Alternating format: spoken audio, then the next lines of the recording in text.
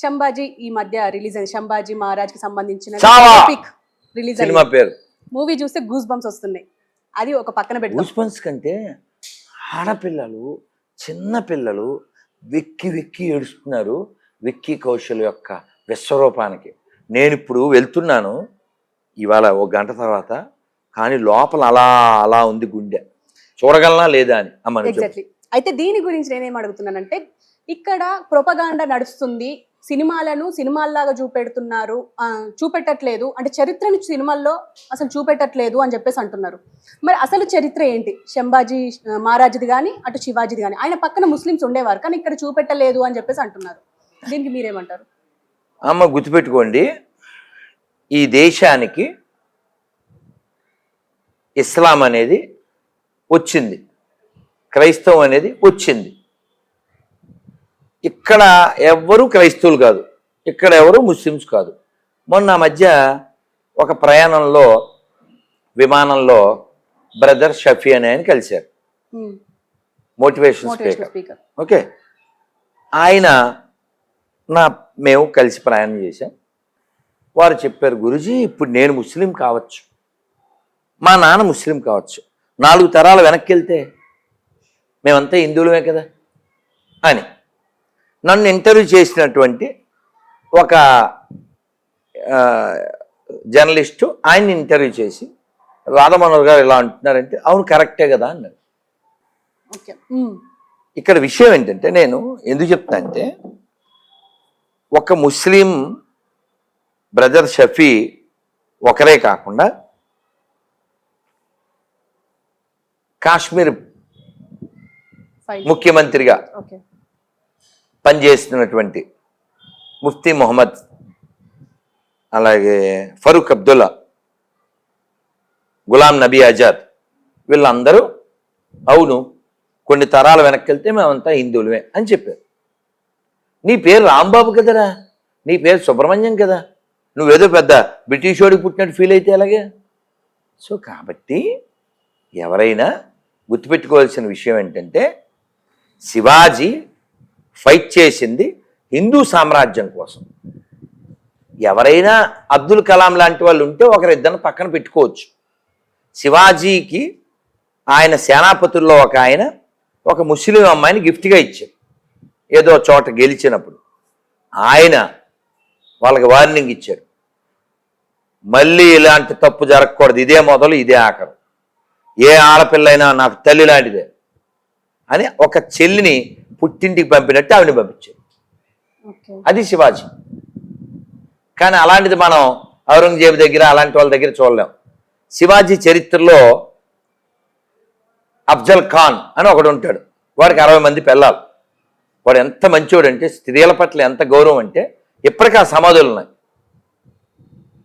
వాడికి ఎంత ప్రేమ అంటే, వాడు శివాజీతో యుద్ధానికి వెళ్ళాలి, వాడు అంత పొడుగుంటాడు 7 అడుగుల పైన, శివాజీ 5 చిల్లర.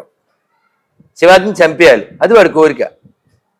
ఒకవేళ శివాజీ చేతిలో నేను చచ్చిపోతే అని డౌట్ వచ్చి ఈ 60 మంది పిల్లల్ని కొనమని తోసాడు.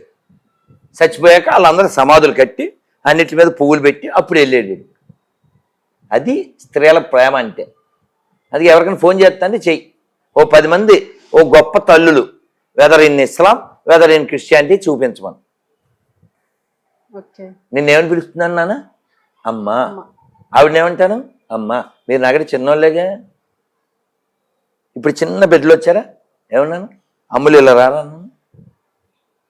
ఈ అమ్మ కాన్సెప్ట్ మనకే ఉంది, వాళ్ళకి ఆ కాన్సెప్ట్ లేదు.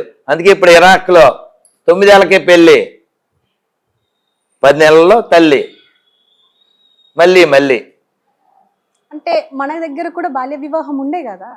ఎందుకుంది? ఎప్పుడుంది? ఈ దరిద్రులు మన దేశాన్ని ఆక్రమించినప్పుడు ఆడపిల్లల్ని కాపాడుకోవడానికి పెట్టారు. అర్థమైందా? అది.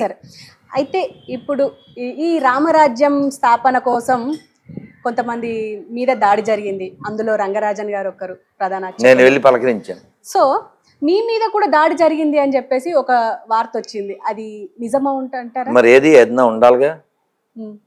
కాదమ్మా అంటున్నారు. కాదమ్మా, అంటే నేను కూడా అంటున్నాను, నీకు అమీర్పేటలో ఫ్లాట్ ఉంది, అంటే నువ్వేమంటావు, ఏది చూపించండి అంటావు.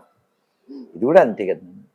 అంటే ఇప్పుడు ఈ రామరాజ్య స్థాపన లాంటి సంస్థలు మనకు అవసరం అంటారా? చిచ్చి కావాలి చాలుగా ఆన్సర్. చిచ్చి అన్నాను కదమ్మా, ఇంకేంటి ఆన్సర్? ఏమో చీచి అని మళ్ళీ కావాలి అని అంటారేమో అనుకున్నా కదా. చిచ్చి అన్నది కావాలని నేను అన్నాం. అంటే ఆ దాడిని మీరు ఎలా చూస్తారు? ఆల్రెడీ వెళ్ళాం, ఖండించాం. అదొక దౌర్భాగ్యం, అదొక బుద్ధిహీనత. అంటే నేను హిందూ ధర్మంకి కాపాడడానికి వచ్చాను, నేను ఈ రామరాజ్యాన్ని కాదమ్మా. అని చెప్పేసి ఇప్పుడు హిందూ ధర్మాన్ని కాపాడాలంటే ముత్యాలమ్మ గుడి మీద అమ్మవారిని కాళ్ళతో తన్నాడే ఆ దరిద్రుల్ని కూర్చోబెట్టు. ఆవుల్ని ఎత్తుకుపోతున్నారు రోజు రాత్రుల్లో హైవేలో, ఆపు. ఇఫ్ యార్ తోపు.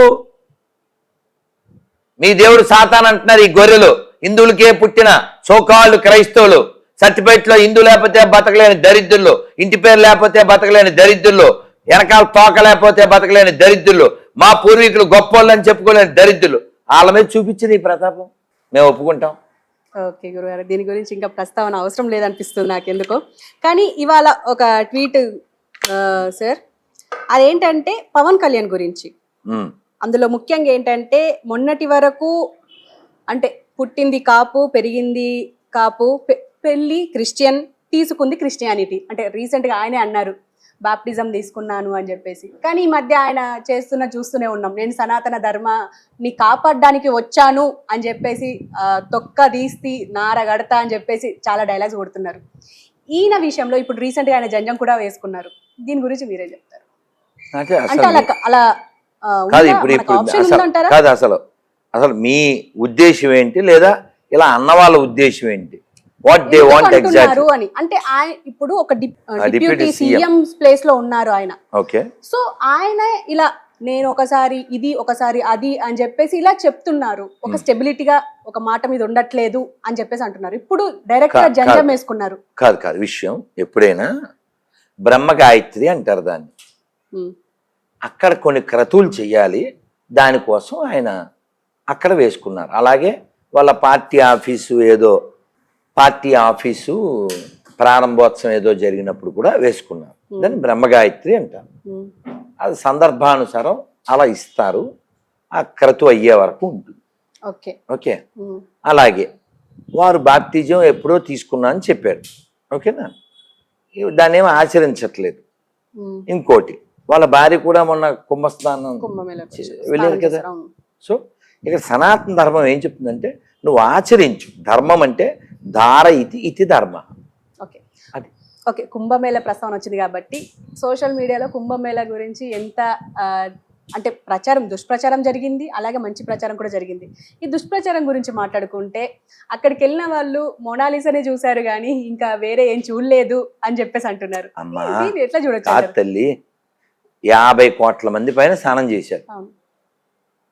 సో అందులో ఓ 5 లక్షల మందో, పోనీ 20 లక్షల మందో, 50 లక్షల మందో ఆ టాపిక్కి రీచ్ అయ్యి ఉంటారు. కానీ వచ్చిన వాళ్ళందరూ ఎక్కడ స్నానం చేయాలి, ఎలా స్నానం చేయాలి, ఆ క్రౌడ్లో ఎలా వెళ్ళాలి, ఎక్కడ మొలగాలి, ఏ క్రతువు చేయాలి, ఎక్కడ స్టే చేయాలి, ఆ చల్లో ఎక్కడ ఉండాలి, ఇవన్నీ వెతుక్కుంటారు. కానీ ఈ పనికి మాలిన పోరంబోకులు ఎవడకో అవి మొనాలిసా కనపడింది.